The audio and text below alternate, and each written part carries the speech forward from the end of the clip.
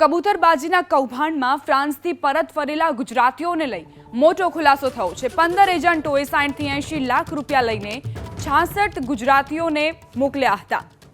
આ મુસાફરો મહેસાણા, ગાંધીનગર, આણંદ તેમજ અમદાવાદ જિલ્લાના રહેવાસી છે। સીઆઈડી ક્રાઇમની પૂછપરછમાં સામે આવ્યું કે આ લોકોએ ધોરણ 8 થી 12 સુધીનો અભ્યાસ કર્યો છે। તેઓ લોકલ એજન્ટ મારફતે 60 થી 80 લાખ રૂપિયા ચૂકવીને અમદાવાદથી દુબઈથી નિકારાગુઆ અને ત્યાંથી અમેરિકા જવાના હતા। આ માટે મુસાફરોને સાથે રાખવા માટે એજન્ટોએ 1000 થી 30000 ડોલર આપ્યા હતા। અમદાવાદ, મુંબઈ અને દિલ્હીથી 10 ડિસેમ્બરથી 20 ડિસેમ્બર દરમિયાન દુબઈ પહોંચ્યા હતા।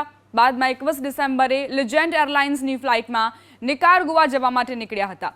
જોકે પાસપોર્ટમાં વિઝાના સ્ટેમ્પ ન હોવાથી ટિકિટની વ્યવસ્થા કઈ રીતે કરવામાં આવી હતી, આ ફ્લાઇટ કોણે બુક કરાવી હતી, આ તમામ વિગતો દુબઈથી મેળવવા માટે સીબીઆઈનો સંપર્ક કરાયો।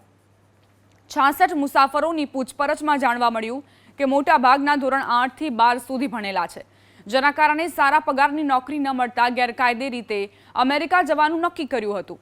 બીજી તરફ તમામ 15 એજન્ટો હાલ ભૂગર્ભમાં ઉતરી ગયા છે।